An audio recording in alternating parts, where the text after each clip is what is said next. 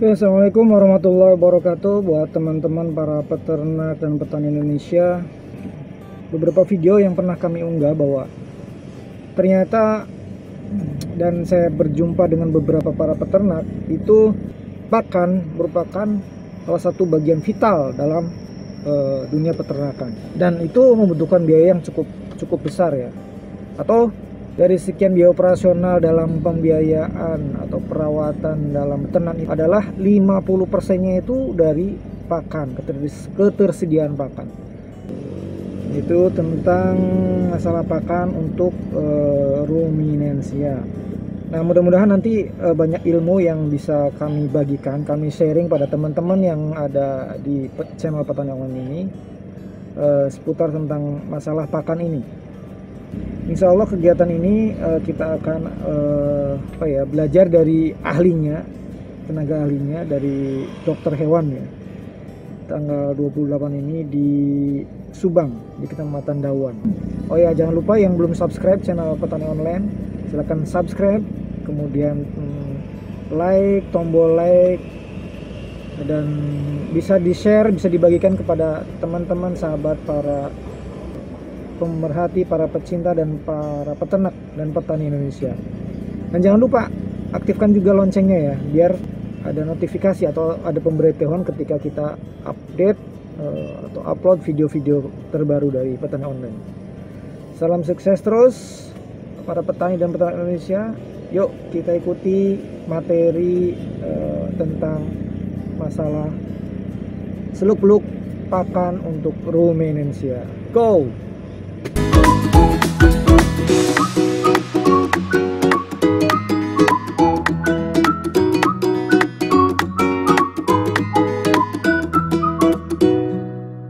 Jangan lupa dukung terus channel Petani Online. Subscribe dan petani itu keren.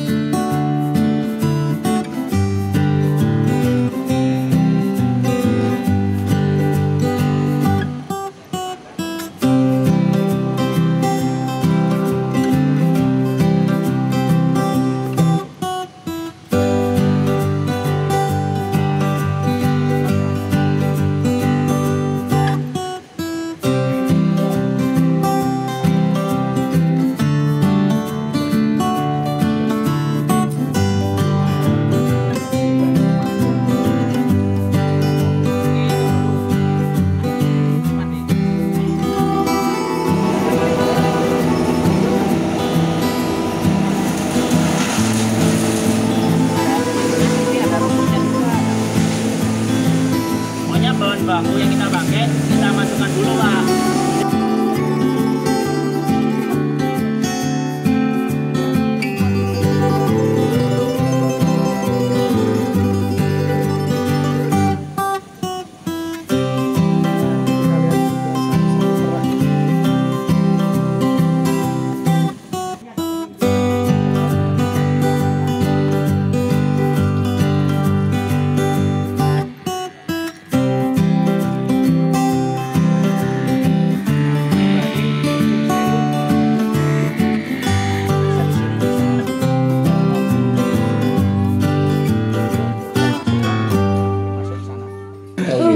Jadi tadi syaratnya ya dibuat mil satu, kedua direbus, dimatangkan.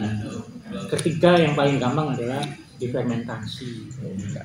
Difermentasi pasti tidaknya naik. Kalau difermentasi semua yang toksin-toksin itu akan netral. Oh, netral. Contoh, jerami itu sering tumbuh yang namanya aspergillus. Terus kemudian jagung, tumpi jagung itu sering tumbuh di jamur aspergillus. Jamur yang toksiknya tinggi, jadi namanya adalah aflatoksin ya. itu menyebabkan sapi nggak mau makan, kena pneumonia itu sering kalau kena bubuknya itu toksisitasnya di situ. Ya. Nah ini kalau kita terjang dengan probiotik plak itu mati itu. Jadi yang namanya kesatuan lawan kesebelasan. Kan kesebelasan ini. Ya dikeroyok mati. Kalah. Keroyokan ya.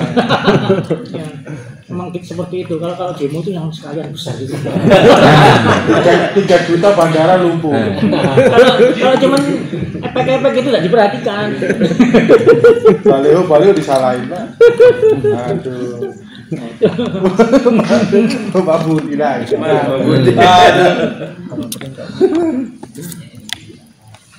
Dok, berarti kalau jerami itu lebih bagus di apa namanya?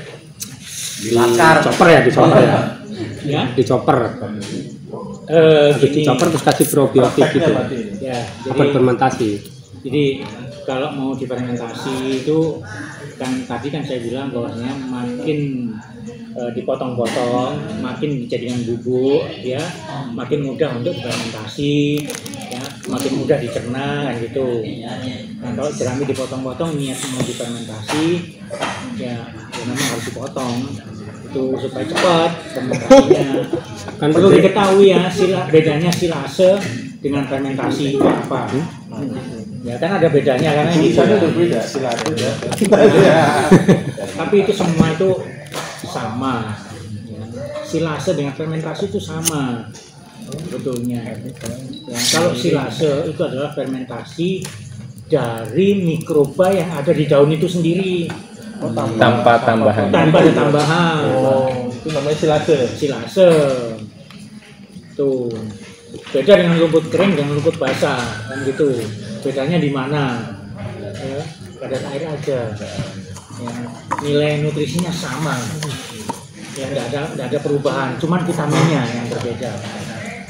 Vitamin B, vitamin A itu hancur pada rumput yang kering. Tuh, kalau pada rumput yang basah dia seger ya, makannya enak ya dan sebagainya itu. Makanya kalau tempat saya ini, ya tempat saya masih tetap ngarit. Ya, ngarit tetap. Ya, ngarit di lahan sendiri. Nah di sini di bawah pohon karet ini banyak tuh. Kita pakai arit, pakai mesin. Nggak sapu. Iya. Ya nggak boleh kan di lahan orang ya, ngarit. Iya. Di bawah pohon karet ini apapun jenis dari rumputnya, apapun termasuk daun-daun pohon karet pun dimakan. Chopper jadi satu di sana, campur dengan jerami juga, yang jerami yang hasil dari kalau sekali keluar kalau ada jerami ya jerami dipungut. Udah maksudnya apa ya, hanya untuk serat aja. Itu untuk yang apa namanya, yang breeding sapi Bali. Sapi Bali itu sore aja dikasih satu cebok ini konsentrat itu pure gitu. Anak-anak kalau ngasihkan dari jauh sor. Makanya harus betul-betul ini apa efisiensi pakan dan ini dan perkara apa namanya mengenai konsumsi itu harus betul-betul diperhatikan nilai rupiahnya juga.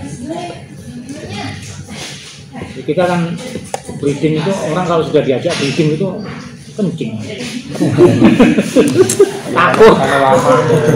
Takut kencing. Ya.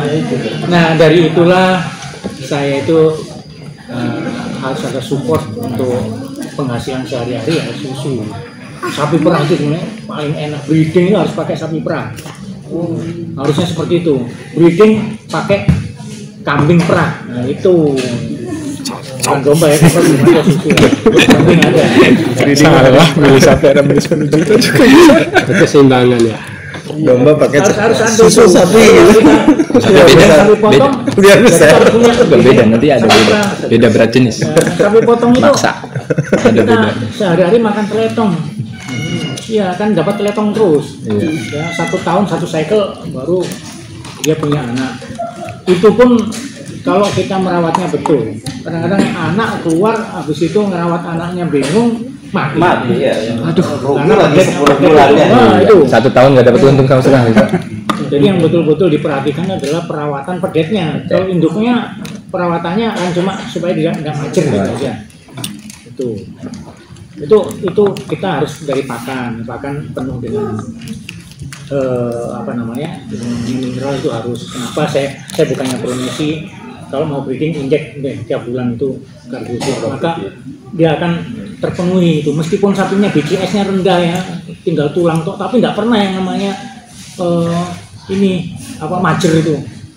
Padahal majer itu Faktor penyebab majer itu apa ya? faktor penyebab, mau saya ngomong ini. Sabar. Faktor penyebab majer itu awal mula adalah malnutrisi. Mal itu berarti kekurangan. Nutrisi adalah pakan. Ya. Tapi kan rata-rata gemuk dok kalau yang bagus. Nah, beda. Ya, yang dikatakan malnutrisi itu apa? Ya, malnutrisi itu apa? Malnutrisinya adalah malnutrisi mineral. Ya, gemuk pun sama, gemuk itu. Saya suntik dengan kardiotik tetapi tetap majer. Nah, ada bedanya di sini. Kalau sapi dengan pola pakan yang tidak sesuai dengan SOP, jadi ada SOP-nya. Itu sapi perah juga harus ada SOP-nya supaya kita efisiensi pakan itu nilai pakan yang masuk itu sesuai dengan hasil susunya, harus diperhitungkan itu ya. Kalau tidak diperhitungkan nanti ya majer itu di sapinya gemuk majer. Apa sih penyebab majer kalau sapi gemuk? Di dalam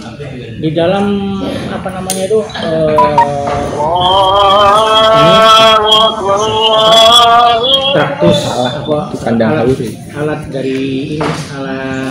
reproduksi ya. Alat reproduksi itu ada yang namanya ovarium. Ini adalah pembentuk sel telur, memproduksi sel telur ovarium. Ya. Nah, cara memeriksa ovarium bagus apa enggak ada yang namanya teknik ATR. Ya, nanti kalau rekan-rekan mau mengarah ke pelatihan yang sebenarnya di tempat saya, jadi ada Dr. Ewan Novan itu yang memberikan pelatihan mulai dari PKB ya, jadi menentukan kebuntingan, terus kemudian inseminasi, kemudian ATR ya, menentukan sapi ini dalam posisi majir apa enggak. Andai kata sapi ini tidak pernah birahi, tidak terjadi kebuntingan, ya harus diperiksa yang namanya ovariumnya, itu yang disebut dengan ATR ya. Jadi teknik untuk mengetahui tentang organ reproduksi. Nah, ovarium ini bagus, sapinya gemuk, ovariumnya bagus. Ya, kita raba bagus. Ya, kenapa kok majer aja? Ya, ternyata di dalam saluran reproduksi itu ada yang namanya fimbria ya, tempat menampung sel telur. Jadi sel telur kalau meletus ya, tes gitu masuk ke fimbria, itu penampungnya, wadah gitu. Ya, setelah masuk di wadahnya itu dia masuk ke dalam tuba fallopiae ya, saluran yang kecil sekali. Ya, tuba fallopiae.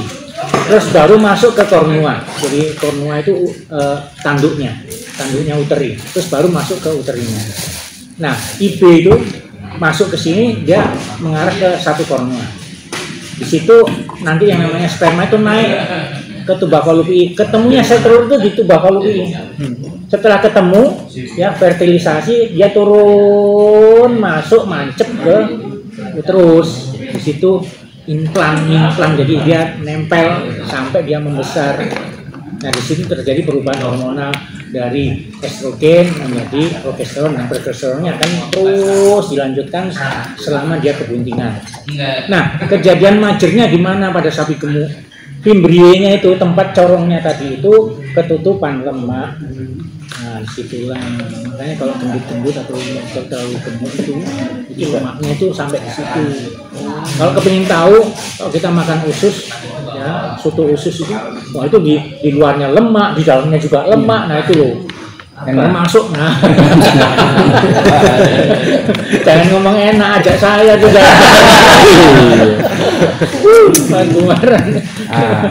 Nah, kalau majer gara-gara tadi itu bisa dikembalikan ya, disiasati ya gitu.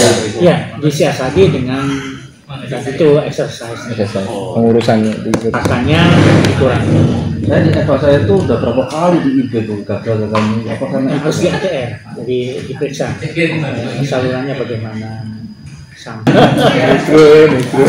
itu kan pernah dengar kalau misalkan dia masa birahinya sampai 2-3 kali tidak dibuahi bisa menyebabkan tadi majir, itu bener nggak? Katanya kan gitu. dua tiga kali itu dalam Satu siklus ya, bersama siklus sampai 3 kali siklus dia tidak ketemu sama sekali dengan sperma gitu kan. Nah, itu bisa menyebabkan majir atau enggak? Itu malah dia bagus tuh, dia berfungsi terus. Dia menanti menanti kembali gitu. Kalau pengalaman saya kalau di kami itu justru yang birahi yang ketiga keempat yang Tempat yang bagus. Ya kalau dimulai dari awal ya, Iya. kambing darah ya, itu biasanya kambing darah itu kalau kepingin gede biasanya wilayah yang kedua, kambing maupun sapi wilayah yang kedua itu bagus. Jadi yang namanya uterus ya, jadi matang betul ya. matang betul. Ada lagi kira-kira membesar sedikit gitu ya. Nah, di situ kalau kita pencet atau kita tusuk gini, papasi namanya, tusuk gini, dia langsung gini, hitam gitu ya, itu berarti itu. Kalau produksi menurun bukan belum tentu emas pasti tadi ya. Oh, bisa juga. Jadi setelah mastitis kelihatan ada mastisnya, kita peras, ya, kita peras keluar, namanya kayak cacing gitu, curut gitu ya, atau keluar apa namanya susu tapi ada gumpalan-gumpalannya itu, atau rasa sakit. Jadi rasa sakit itu memang karena abses dari kelenjar mamanya.